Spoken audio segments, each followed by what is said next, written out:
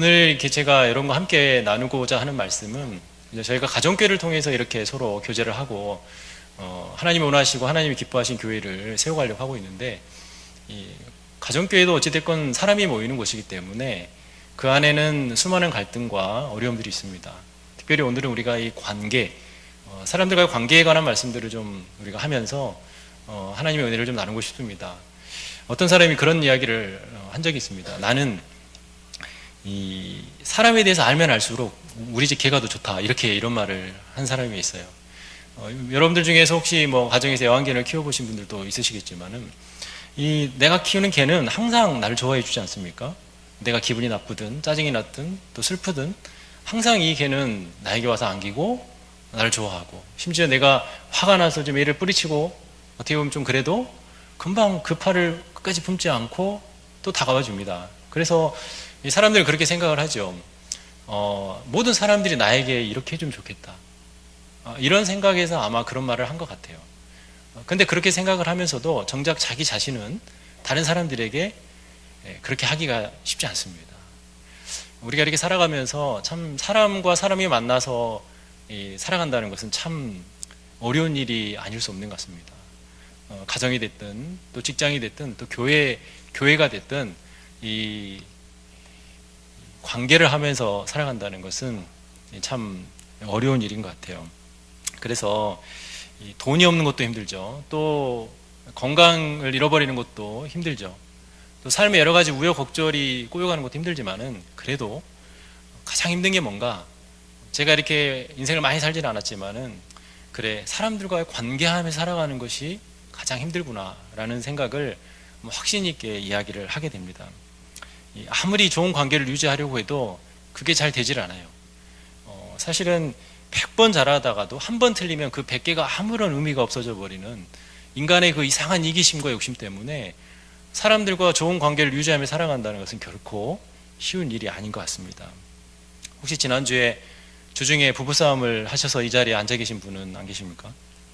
또 여러분 마음속에 누군가 정말 미운 사람, 그 사람만 생각하면 정말 손이 떨리는 그런 어떤 분노가 일어난 사람이 있습니까? 혹시 그러지는 않겠지만 이 자리에 앉아는 있는데, 난 저 사람 때문에 우리 교회로 옮겨야 되겠다, 이런 어떤 마음의 불편함을 가지고 이 자리에 앉아 계신 분들은 안 계십니까? 제가 예언하건대 지금까지 없었다면은 언젠가 반드시 있게 됩니다. 사람과 사람이 만나 살아간다는 것은 여러분 절대 쉬운 일이 아닌 것 같습니다. 우리 속에 아주 이기적인, 모든 것을 나를 중심으로 생각하고 모든 것을 나를 중심으로 해석하고 모든 것을 나를 중심으로 평가하는 아주 이 이기적인 육이 도사리고 있는 한, 우리는 일평생 이 관계의 어려움 속에서 아마 살아가게 될 것입니다. 어떻게 정말 좋은 인간관계를 유지하며 살아갈 수 있을까? 서먹서먹한 사람, 소원한 사람, 원수 같은 사람 없이 살아갈 수 없겠지만은, 어떻게든 우리가 좋은 관계를 좀 유지하며 살아갈 수 있을까? 그 질문에 대한 대답이 우리가 오늘 함께 읽었던 이 본문 말씀 속에 그 답이 들어져 있는 것 같습니다. 우리가 오늘 함께 읽은 이 본문은 두 마디를 저에게 하고 있습니다. 너희 사랑은 형제, 그러니까 동료 크리스찬들에 대해서 책임 있는 사랑이 되어야 한다라는 것과, 너희 사랑은 불신 이웃에 대한 책임 있는 사랑이 되어야 된다. 크게 이렇게 두 가지 주제를 가지고 우리들에게 말씀을 하고 있습니다.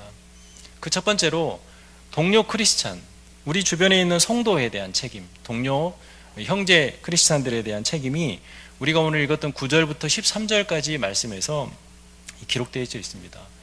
이 형제에 대한 책임 있는 사랑은 어떠해야 하나? 동료 크리스찬을 형제라고 표현을 하겠습니다. 형제에 대한 책임 있는 사랑, 첫 번째는 그 사랑에 거짓이 없어야 한다는 것입니다.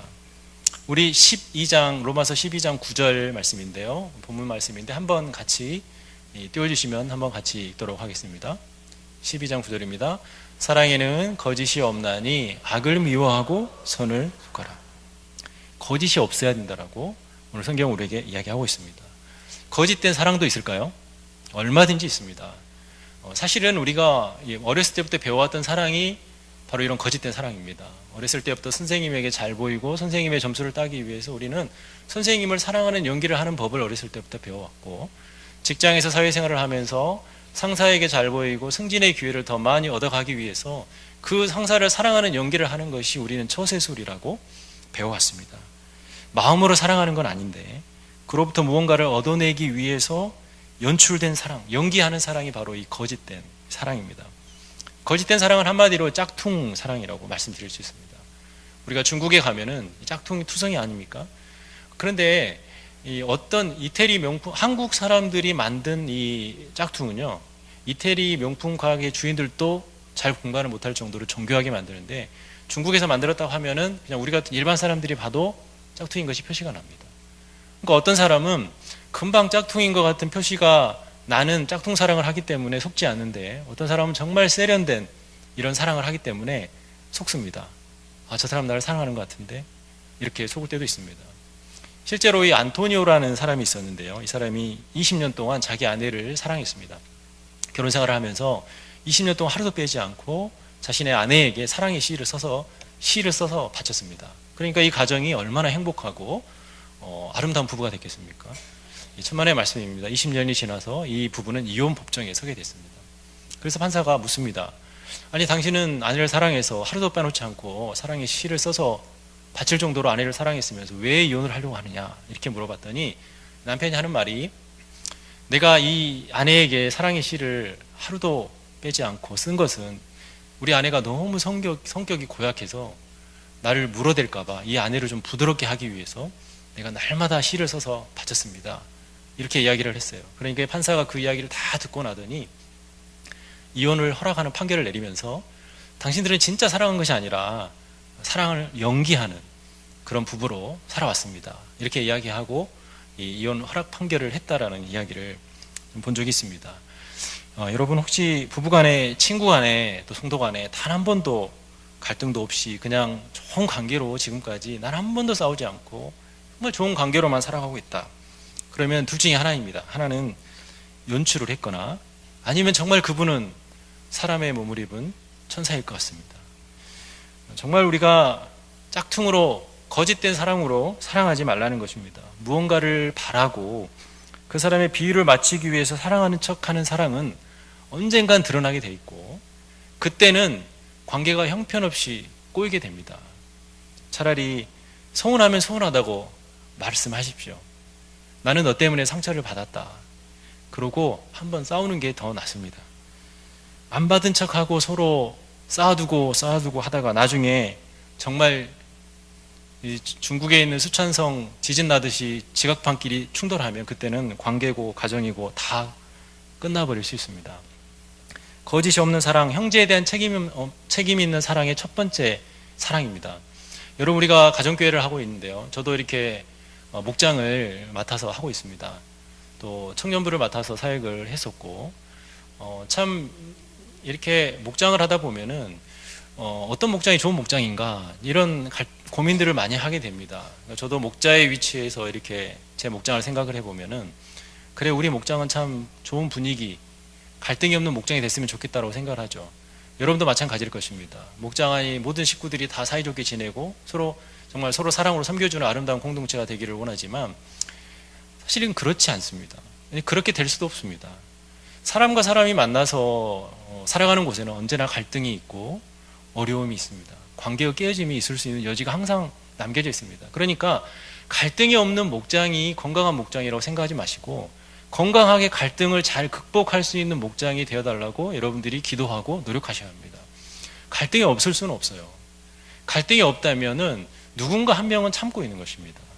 누군가 한 명은 지금 속이 썩어가고 있다는 증거일 수도 있습니다. 건강하게 갈등을 극복하기 위해서는 어떻게 해야 할까요? 여러분, 우리가 때로는 직면해야 될 필요가 있습니다. 대부분 이렇게 목장을 담당을 하시는 목자 목녀님들 입장에서는 목장 안에서 어떤 권면이 필요로 한 목원들을 만나게 됩니다. 우리가 이렇게 교회 안에서 신앙생활을 할 때도 마찬가지죠. 성경에서 보면은 서로 권면할 책임이 있습니다. 우리 그리스도인들 사이에서는. 그래서 어떤 권면이 필요한 어떤 그런 상황이 생겼을 때 목자 목녀님들이 대부분 그 갈등을 피한다는 명목으로 대부분 그것을 숨깁니다. 그냥 참자. 그리고 이렇게 생각해요. 은혜가 임하면 변하겠지. 제가 보니까요, 제가 가정교회가 저희 교회가 한 지금 거의 10년 가까이 됐지만 은혜가 임해도 사람이 잘 안 변하더라고요. 사람이 여러분 잘 안 바뀝니다. 그리고 사람이 가지고 있는 성격이나 성품은 쉽게 바뀌지 않는 것 같아요.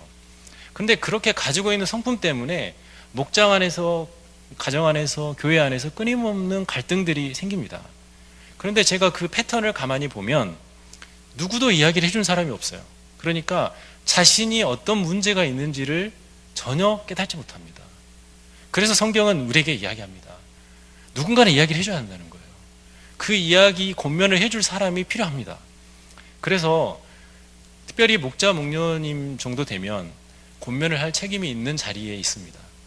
근데 권면을 할 때 우리가 항상 조심해야 될 것은 어떤 동기로 하느냐는 것이죠. 성경도 분명히 우리에게 말하지만 권면을 할 때는 반드시 사랑의 동기로 하셔야 합니다. 내 안에 그 지체에 대한 끊임없는 화가 있고 분노가 있을 때는 절대로 권면하셔는 안 됩니다. 그것은 바로 비난이 되기 때문에 그렇습니다. 여기서 비난이라는 것은 권면을 하는 사람은 비난이 아니죠. 하지만 받는 사람은 비난이 되는 것입니다. 사람의 마음이라는 게 말하지 않아도 다 전달되는 느낌이 있습니다. 압니다. 저 사람이 나를 좋아하는지, 저 사람이 나에게 어떤 마음으로 지금 저 말을 하는지를 사람들은 다 알 수 있어요. 여러분 그렇지 않습니까? 우리는 영적인 존재입니다. 그래서 지금 목자님이 나를 너무나 사랑해서 지금 저 이야기를 하는 것인지, 아니면 나 때문에 정말 짜증이 났구나, 이래서 이야기하는 것인지를 알 수 있습니다. 그래서 권면하는 사람은 기도 많이 하고 정말 사랑의 동기로 권면을 해야 합니다. 권면을 받는 사람은 그 권면을 받을 준비를 하셔야 합니다. 또 나를 비난하네, 또 나한테 지적하네, 여러분 이렇게 생각하잖아요. 그러면 절대 그 사람은 바뀔 가능성이 없어요. 저도 이제 청년부를 감당을 하다 보면은 꼭 그런 청년들이 있어요. 말을 그렇게 해요. 꼭 정말 안 예쁘게 하는 이제 좀 그런 아이들도 좀 있는데, 나는 원래 이래요. 근데 난 뒤끝은 없어요. 벌써 자기가 그 말을 함으로 인해서 많은 사람들에게 이미 상처를 다 줬으면서 자기는 뒤끝이 없대요. 여러분 그런 무책임한 말을 하면 안 됩니다. 그러니까 나는 이런 성격이니까 여러분들이 나에게 다 맞추세요.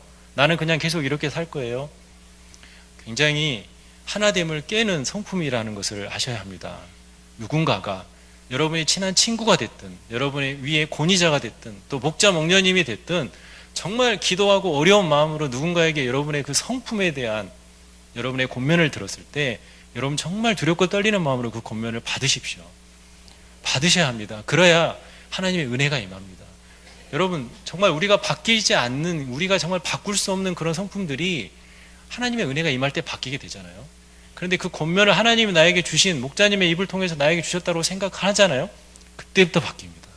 정말 목장이라는 공동체를 하나님이 너무 기뻐하시기 때문에 그 안에서 성품도 다듬어지고요, 관계가 깨어졌다가 회복되기도 하고요, 병이 낫는 은혜가 임하고요. 저도 지금까지 목장을 하면서 우리 목장 안에서 수많은 기적들이 일어나고 있습니다. 정말 나을 수 없는 병이 낫기도 하고요. 실제로 우리 목장에는 아이들이 굉장히 많은데 정말 그 고쳐지지 않는 질병 가운데 있는 아이들이 낫기도 합니다. 도저히 회복할 수 없는 관계가 다시 회복되기도 하고요. 발령이 날 수 없는 사람이 발령이 나기도 하고요. 정말 신기합니다. 저도 보고 있으면. 그러면서 제가 내린 결론이 뭐냐면, 하나님이 이 공동체를 굉장히 기뻐하시는구나. 이 목장이라고 하는 것을 하나님이 너무나도 기뻐하시구나. 그래서 여러분 가급적이면 목장 안에서 여러분의 성품들이 다듬어지기를 기도하십시오. 때로는 권면도 하시고 그 권면을 기쁨으로 받기도 하고, 그러면서 여러분 우리가 바뀌어가는 겁니다. 그렇게 해야 목장 안에서 거짓이 없는 진실된 사랑의 관계가 세워져 갈 수 있는 것이지, 계속해서 숨기고 직면하지 않고 회피하고 언젠간 되겠지 그러면요 반드시 한쪽은 지치게 됩니다. 영적 무기력에 빠지게 됩니다.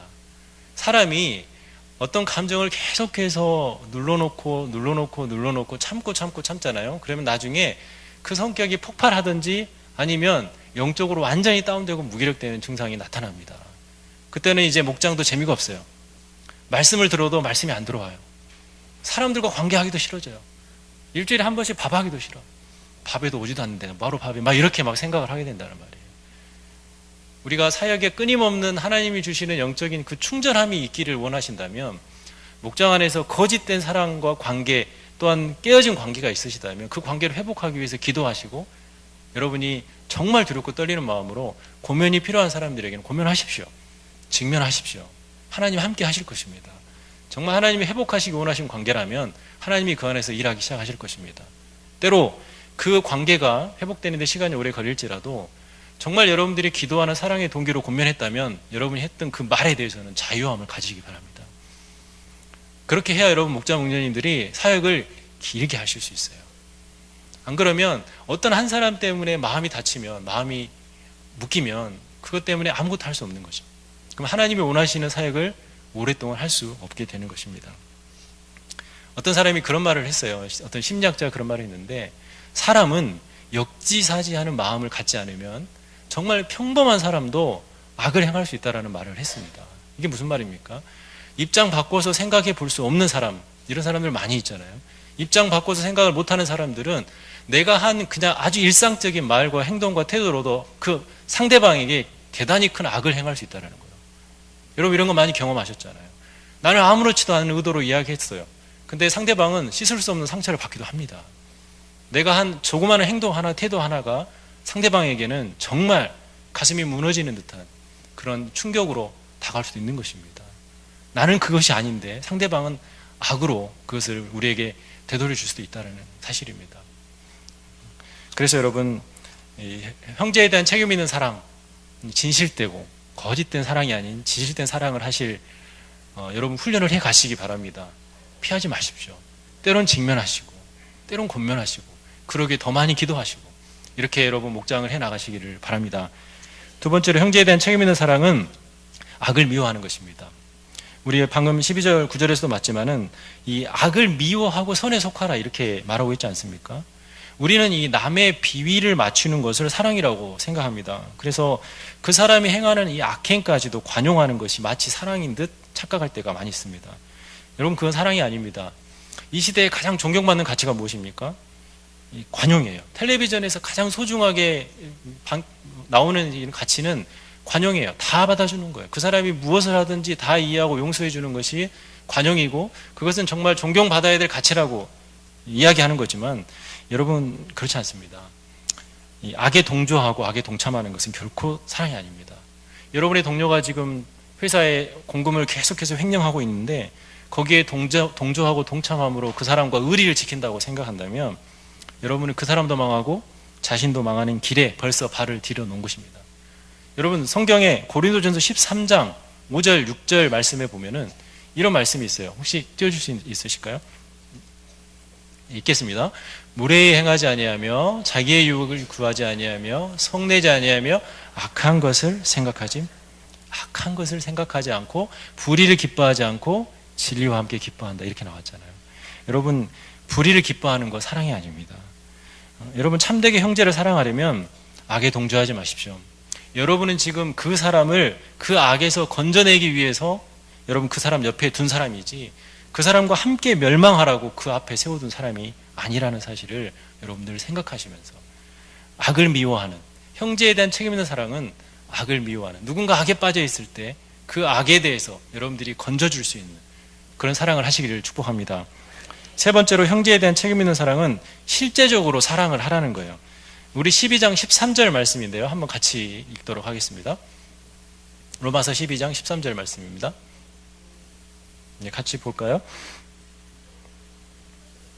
성도들의 쓸 것을 공급하며 손 대접하기를 힘쓰라. 네, 그렇게 나와 있죠. 말과 혀로만 사랑하는 게 아니라는 거예요. I love you. 대단히 쉽습니다. 대단히 쉽잖아요. 대단히 쉽습니다. 근데 여러분 사랑한다는 것은 의지입니다. 의지. 감성도 아니고 감정도 아니에요. 자식 키우는 여러분 이 중에 청년분들도 아직 결혼 안 하신 분들도 있지만 자식 키우는 게 쉽지 않습니다. 저도 이제 아이가 둘이 있습니다. 초등학교 5학년, 초등학교 3학년 이렇게 아이가 둘인데 아이가 이렇게 2살 될 때까지는 얼마나 예쁘고 귀엽습니까? 그런데 조금 크면 어때요? 지멋대로 하겠다고 막 기어다니고 막 맘대로 하잖아요. 근데 이 아이가 이제 조금 더 커가지고 한 13살 정도 넘어가면 어떻습니까? 얘가 인간도 아닌 것이 짐승도 아닌 것이 약간 피둥피둥 말을 안 듣고 여러분 속썩입니다. 그럴 때 우리 많은 부모님들이 뭐라고 해요? 왼수 같은 놈, 왼수 막 이러면서 근데 여러분, 그냥 짐승 키운다고 생각하세요. 농부가 짐승 키울 때 그 짐승 말 안 듣는다고 속 썩이고 그러지 않잖아요. 근데 그 짐승 같은 게 시간이 지나면 사람으로 바뀌더라고요. 제 아들이 지금 12살이거든요. 12살인데 이제 얘가 이제 사람에서 짐승으로 좀 바뀌어가고 있는 단계입니다. 그래서 이제 이 사사건건 좀 아빠가 무슨 말을 하면은 그 아빠 권위에 막 도전하려고 하고요. 아빠가 한 것은 그냥 다 약간 싫어하는 것 같고, 제가 이렇게 막 족구 같은 것도 좀 이렇게 교회에서 하고 그러면은 자기는 아빠보다는 잘할 수 있대요. 그러니까 절대로 아빠가 잘한 걸 잘 인정을 안 하려고 하는 묘한 이 아들의 심리가 있더라고요. 그래서 제가 이제 저희 교회에서 이제 부모의 삶이라고 하는 이제 상공부도 좀 인도를 하다 보면은 이제 그런 것 같아요. 이제 아이들이 그 시기는 아이들에게는 그냥 지나가는 시기잖아요. 그리고 아이들은 전혀 내가 이렇게 함으로 부모님을 화나게 하겠다는 의도가 1도 없어요. 그냥 걔네는 그냥 걔네 삶을 사는 거예요. 그냥 질풍노도의 시기예요. 그냥 다 싫고 귀찮고 그냥 왠지 다 반항하고 싶고 막 세상은 왜 다 나만 빼고 다 행복하지 막 이런 생각 들고 막 그러잖아요. 근데 왜 부모님과의 그 관계가 깨어지냐면 그거를 아이들은 그냥 지의 삶을 사는데 그거를 부모가 못 보는 거예요. 특히 아버지들 못 보잖아요. 그러니까 제가 아내한테 하는 말이 있어요. 이제 제 아들이 민욱인데 민욱이가 이렇게 조금 더 커가지고 이제 중학교 되고 그러면은 이제 막 아빠한테 막 대들고 막 그러면은 당신 볼 수 있겠냐고. 저는 단호하게 난 못 보지. 저는 못 볼 것 같아요. 제가 더 자신이 없어지는 거예요. 그 아이가 그 시기를 잘 지나갈 수 있도록 도와줘야 되는데 제가 그걸 못하겠다는 생각을 하니까 아 그래 자녀를 키워봐야 그 부모의 마음을 아는구나 이런 생각들을 저도 좀 하게 되는 것 같습니다. 여러분 자녀를 키울 때 사랑스러운 느낌이 있어가지고 뭐 사랑스러운 감정을 막 주체하지 못해가지고 그럴 때도 있지만은 안 그럴 때도 많지 않습니까? 정말 할 수만 있으면은 불량 감자들처럼 시장 가서 정말 바꿀 수 있으면 바꿔버리고 싶은 막 이럴 때도 때로는 많이 있습니다. 그런데 여러분 그럼에도 불구하고 우리가 자녀를 왜 키웁니까? 사랑은 책임이기 때문에 그렇습니다. 사랑은 책임이잖아요. 여러분의 배우자 뭐 연애할 때 그 감정이 지금까지 막 남아있고 막 그렇습니까? 지금도 막 손잡으면 막 손에서 막 전기 나오고 그러세요? 저는 전혀 안 그러던데요. 그리고 항상 그 감정이 뜨거운 거 아니잖아요. 뭐 때로 뭐 내가 먹고 싶은 음식을 해준다거나 아니면 뭐 내가 갖고 싶은 선물 하나 해줬을 때는 뭐 가끔 그런 감정이 생기기도 하지만 그럼에도 불구하고 우리가 왜 사랑해야 합니까? 책임 있는 사랑입니다. 사랑은 책임이기 때문에 그렇습니다. 책임, 이 의지가 아니면 절대로 사랑은 될 수 없어요. 교회 안에서도 마찬가지입니다, 여러분. 교회 처음 들어와 보면 또 목장 처음 들어가 보면 모든 사람이 다 천사 같잖아요. 다 착할 것 같고. 근데 여러분 조금 사귀다 보면 같이 일하다 보면은 상처를 부비고 있다 보면은 다 아픔이 있어요. 다 상처가 있습니다. 의지적인 사랑입니다. 쓸 것을 발견하면 공급해줘야 됩니다. 그 사람이 외로워하면 같이 있어줄 시간을 내주는 게 사랑입니다. 그 사람이 목말라 하면 물 한 잔을 떠다 줄 수 있는 의지가 바로 사랑입니다. 누군가가 지금 심각한 오해를 받고 있다면 그 중간에서 그 오해를 풀어주기 위해서 피스메이킹 해줄 수 있는 의지, 그것이 바로 사랑이라는 것입니다. 느낌이 있어서 사랑하는 거 아닙니다. 느낌이 있어서 사랑한다면 그 사람은 부모 될 수 없어요. 부부관계도 유지할 수 없습니다. 교회 안에도 성도로서 삶을 살아갈 수 없습니다. 여러분 우리 하나님께서 우리를 보실 때 우리가 정말 사랑할 만한 그런 느낌이 있어가지고 그런 감정, 사랑스러운 감정이 많아서 우리를 사랑하셨습니까? 아닙니다. 저와 여러분은 지옥에 버려야 될 만큼 손상된 사람들이었습니다. 정말 우리는 그런 사랑스러운 감정이 1도 느껴지지 않을지라도 하나님께서는 자기의 독생자 외아들을 천국에서 끌어내리시고 지옥에 떨어져야 될 그 쓰레기통에 들어가야 될 우리 영혼을 거기서 끄집어 올리셔서 십자가라는 장터 위에서 물물 교환하신 그 하나님의 실제적이고 의지적인 사랑 때문에 우리가 오늘 이 자리에 있는 것입니다. 그래서 우리가 그런 사랑으로 하나님께 받은 동료와 똑같은 종류의 사랑으로 우리도 내 이웃을 사랑할 책임이 있는 것입니다. 의지적인 사랑, 책임 있는 사랑입니다. 이게 바로 형제 동료에 대한 이 책임 있는 사랑을 세 가지로 말씀드렸습니다. 거짓이 없는 사랑이고 악을 미워하는 사랑이고 실제적으로 사랑하는 책임입니다. 그러면 두 번째로 불신 이웃에 대한 책임은 또 어떤 것이냐? 불신 이웃에 대한 사랑의 책임은 이 14절부터 21절까지 7절에 대해서 쭉 이야기를 하고 있는데요. 두 가지로 나눌 수 있습니다. 첫째로는 악으로 악을 갚지 말라는 것입니다. 우리 12장 17절 말씀 한번 띄워주시면 읽도록 하겠습니다.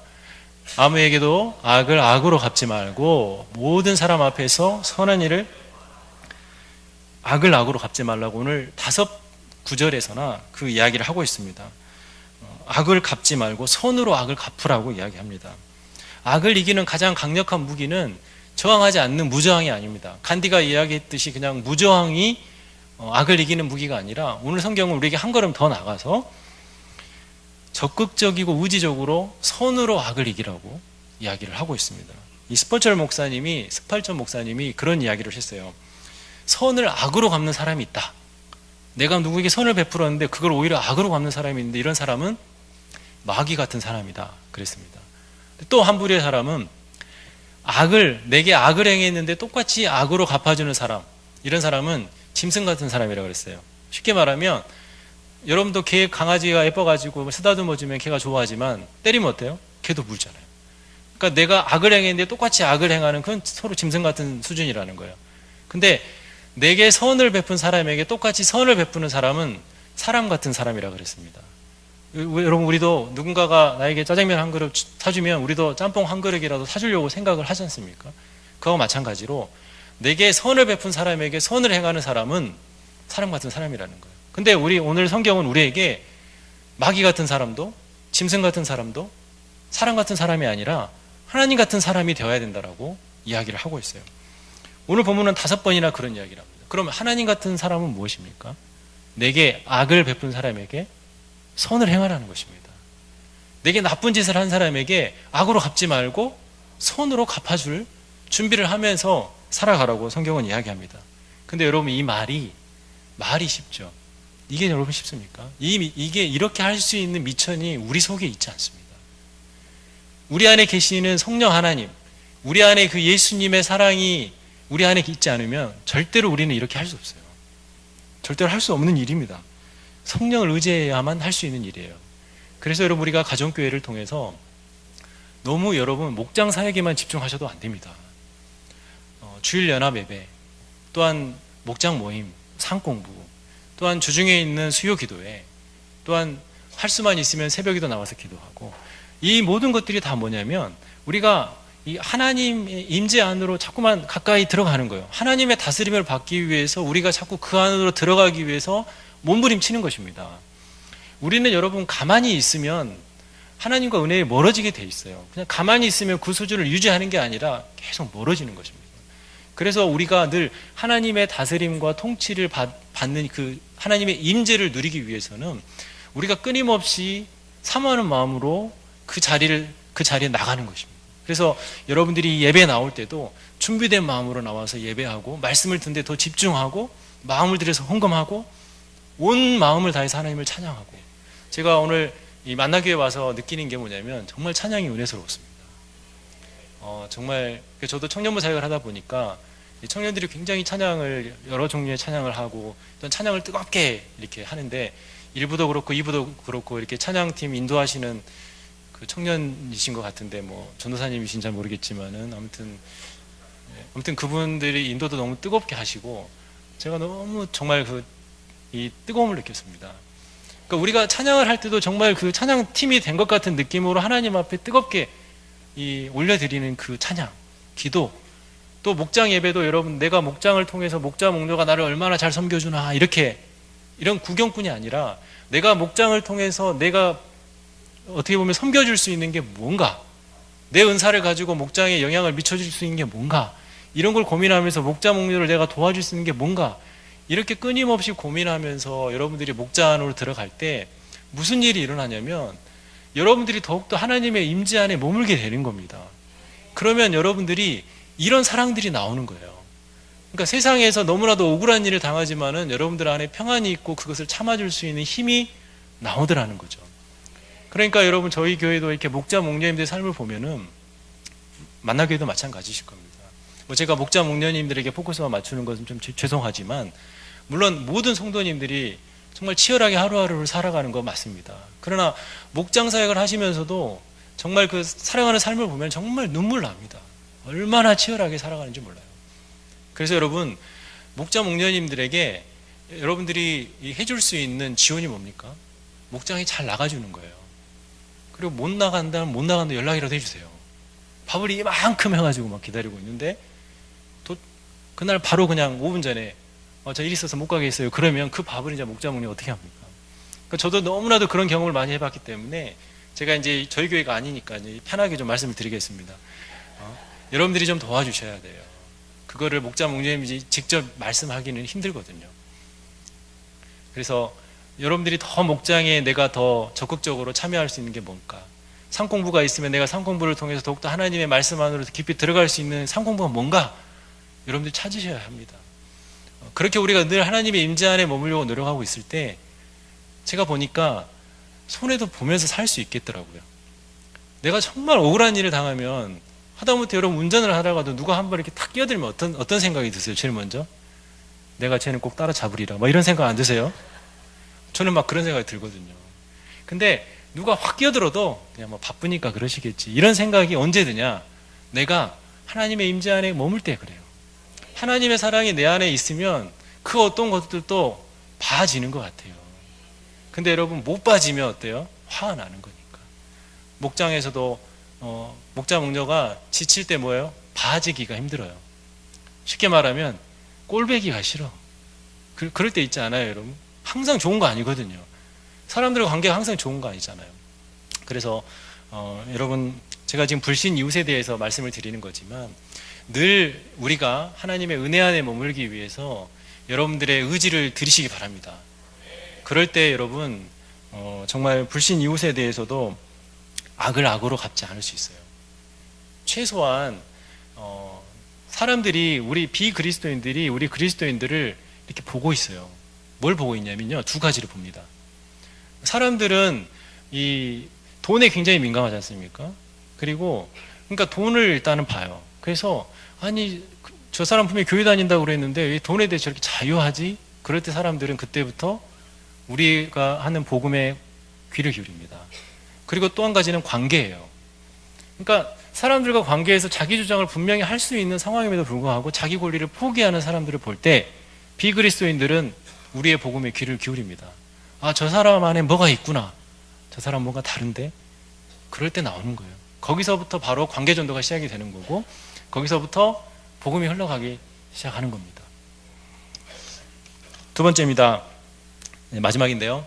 두 번째, 불신 이웃에 대한 책임 있는 사랑은 할 수 있는 한 평화라는 것입니다. 우리 12장 18절 말씀 한번 띄워주시면 좋겠습니다. 할 수 있거든 너희로서는 모든 사람과 더불어 화목하라. 여기서 보면 할 수 있거든이라는 표현이 나와 있습니다. 이건 무슨 말입니까? 할 수 있거든. 할 수 없는 경우도 있다라는 거예요. 여러분 모든 관계가 다 풀리는 거 아닙니다. 할 수 없는 것도 있더라고요. 어쩔 수 없습니다. 모든 관계를 다 내 중심으로 내가 원하는 방법대로 풀 수 없어요. 그래서 내가 어떤 사람하고 평화하고 싶은데 그쪽에서 담을 쌓아버리면 그 사람하고 평화할 수 없죠. 어떤 사람이 나에게 계속해서 악을 요구하는데 내가 그것을 계속 거부하면 그 사람은 나에게 서운할 수밖에 없습니다. 그런 사람들하고는 평화할 수 없는 것이죠. 모든 사람들과 여러분 평화할 수 없습니다. 그러니까 세상에 있는 모든 사람들이 다 나를 좋아해 줄 거라고 생각하지 마세요. 착각입니다. 그럴 필요도 없고요. 여러분이 지금까지 살면서 아무도 서운한 사람 없이 살아가고 있다. 그 누구하고도 정말 좋은 관계로 살아가고 있다. 그러면 아마 두 가지 중에 한 가지일 것 같아요. 사랑을 연출했거나 아니면 그 사람에게 비위를 맞추기 위해서 여러분이 가지고 있는 모든 기준을 포기했거나 좋은 말로 하면 관용, 나쁜 말로 하면 타협의 삶을 살아왔다고 말할 수 있습니다. 어떻게 2살짜리 애들도 자기 뜻대로 안 되면 울어 제끼고 발버둥 치고 막 그러는데 에덴 동산 이후로 정말 내 마음대로 하는 것이 내 삶의 DNA로 장착된 우리가 어떻게 남들과 살아가면서 다 당신 뜻대로 하십시오. 여러분 이렇게 할 수 있습니까? 그렇게 살 수 없습니다. 내 뜻과 당신 뜻이 부딪히는 곳이 반드시 있습니다. 어떤 사람은 그게 돈 문제일 수 있고 어떤 사람은 그것이 태도의 문제, 관계에서 깨어짐일 수 있고 아무튼 어찌 됐건 우리의 삶에는 사람들과 부딪히면서 서운함도 있고 아픔도 있고 그렇습니다. 또 예기치 않은 상황에 사고도 당하기도 하고 뭐 그렇잖아요. 근데 여러분 우리의 믿음과 복음 같은 절대적인 기준, 절대적인 가치 이외에는 할 수 있는 한 할 수 있는 한입니다. 힘을 다해서 평화하려고 여러분 노력하시기 바랍니다. 여러분들로 인해서 여러분 화목이 만들어지는 삶을 살아가시기 바랍니다. 갈등을 조장하는 자리에 여러분 끼지 마시고, 여러분들로 인해서 그 공동체, 여러분이 속한 직장과 가정과 목장과 교회 공동체가 평화로운 화목된 삶을 살아가려고 노력하십시오. 특별히 여러분이 속해 있는 비그리스도인들과의 속해 있는 공동체 안에서는 더더욱 그렇게 하시려고 노력하십시오. 이제 이 말씀을 드리고 오늘 말씀을 좀 마치고자 합니다. 어떤 아주 믿음이 좋은 아주머니가 한 분 계셨는데요. 이 아주머니가 키우는 닭 2마리가 있었습니다. 씨암탉 2마리가 있었는데, 이 닭이 늘 알을 낳으면 그 알로 영양 보충하고 남으면 팔아서 용돈도 쓰고, 또 알을 부화시켜서 그 대를 이어가고, 딸 같은 그런 암탉 2마리가 있었는데, 어느 날 이 암탉 2마리가 닭장문이 열려져 있어서 옆집으로 놀러 갔습니다. 그래서 그 옆집 아저씨가 아주 성격이 굉장히 고약한 아저씨인데, 그 아저씨가 어저께 심어놓은 화초밭을 그냥 그 닭 2마리가 온 다 헤집어 놔버렸어요. 그랬더니 그 성격이 고약한 아저씨가 그 닭 2마리를 잡아가지고 목을 비틀었습니다. 죽었죠. 그래서 그 아주머니 집 마당에다가 툭 던져놨습니다. 여러분 같으면 어떻게 하시겠습니까? 아이고 우리 닭들이 실수했네 막 이러시겠어요? 저 같으면 소리라도 좀 지를 것 같아요. 그 집에다 대놓고, 그래 너 집 송아지 우리 집 닭이 아니라 그 곡식 대공 하나라도 먹어봐라. 내가 총으로 쏴 죽인다. 내가 이렇게라도 이야기를 해야 가슴이 좀 뻥 뚫릴 것 같지 않습니까? 근데 이 아주머니가 어떻게 했냐면, 닭이 죽었으니까 옷을 벗겼어요. 죽었으니까 옷을 벗겨야죠. 벗겨가지고 이 닭을 이제 튀겨가지고 통닭 2마리를 만들었습니다. 튀겨가지고 통닭 2마리를 그 접시에 담아가지고 그 옆집 아저씨한테 갖다 주면서 이제 그렇게 이야기를 하는 거예요. 죄송합니다. 저희 집 닭장문이 열린 거를 제가 못 보고 닭들이 가가지고 아저씨 화초밭을 다 망쳐버린 거 대단히 죄송하게 생각합니다. 이 통닭 2마리를 드시고 화를 푸십시오. 이렇게 말했어요. 그러니까 여러분 그 아저씨가 어떻게 했습니까? 그 아저씨의 마음이 오늘 본문에 나와 있어요. 로마서 12장 20절 말씀인데요. 마지막으로 한번 같이 한번 읽겠습니다. 내 원수가 줄이거든 먹이고 목마르거든 마시게 하라. 그리함으로 내가 숯불을 그 머리에 쌓아 놓으리라. 그 아저씨가 머리가 정수리가 뜨거워가지고 그 아주머니에게 뭐라고 할 말이 생각이 안 났더라는 것입니다. 여러분 그 아주머니는 복수하려고 그렇게 한 것이 아닙니다. 손으로 악을 이기는 것이 힘들지만은 말씀대로 한번 해본 거예요. 여러분 우리가 그렇게 살아야 됩니다. 엄청나게 어려운 일입니다. 할 수 없는 경우도 많습니다. 그럼에도 불구하고 우리는 그리스도인이기 때문에, 우리를 통해 하나님의 복음이 흘러가야 될 책임 있는 사람들이기 때문에 때로는 손해도 보고 때로는 억울한 일도 당하고, 그럼에도 불구하고 주님이 전해줄 수만 있다면 내가 악임에도 불구하고 그 사람에게 손으로 갚아줄 수 있는 용기를 내보리라. 내가 이 의지를 가지고 하나님 눈물을 머금고 저 사람을 용서하고 사랑하겠습니다라고 결단할 수 있는 힘이 우리 안에서 나올 줄 믿습니다. 이제 말씀을 마치겠습니다. 여러분 사랑은 감정이 아닙니다. 하나님께서 우리를 감정으로 쳐다봤다면, 하나님께서 우리를 위해 자기 사랑하는 그 독생자 외아들을 우리를 위해 희생하는 그런 행동을 하지 않으셨을 것입니다. 여러분 사랑은 책임이며 사랑은 의지입니다. 하나님께 받은 종류와 같은 종류로 여러분들 옆에 있는 사람들을 사랑하기로 하나님은 기대하십니다. 그렇게 하시겠습니까? 힘들지만 그렇게 한번 노력해 보시겠습니까? 책임 있는 사랑입니다. 하나님 제가 책임 있는 사랑으로, 책임져주는 사랑으로 그렇게 사랑하기를 원합니다 라고 결단하며 돌아가시는 저와 여러분의 삶이 되시기를 주님의 이름으로 축복합니다. 자, 이 시간 같이 한번 오늘 주신 말씀 우리가 생각하면서 기도했으면 좋겠습니다. 혹시라도 제가 말씀을 전하면서 누군가 여러분의 상황을 모르면서 여러분들의 마음을 아프겠다면, 여러분 하나님께서 오늘 저를 통해서 여러분들에게 주신 말씀이라고 생각하고, 또 여러분의 마음 안에 말씀을 통해 내가 결단하게 되고 생각된 부분들이 있다면 내일이 아닌 바로 지금 하나님 앞에 기도하고 돌아갔으면 좋겠습니다. 하나님 내가 이렇게 살아가겠습니다. 힘들지만 한번 내가 그렇게 한번 살아가 보겠습니다. 하나님이 원하시는